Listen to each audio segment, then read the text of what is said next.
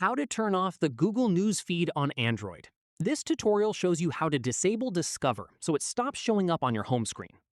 First, go to your home screen and long press on any empty area. From there, a menu will pop up at the bottom. Tap Home Screen Settings. After that, look for an option related to Google Feed or Discover, sometimes labeled as a swipe feature. At this point, tap the toggle next to it to turn it off. Once disabled, swiping left from your main home screen will no longer bring up the Google Discover feed.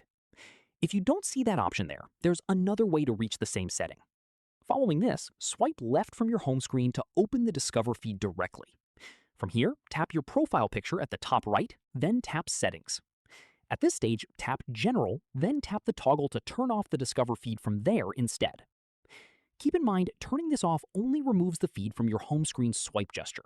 It won't affect Google Discover suggestions you might still see inside the Google app itself, since that's controlled separately.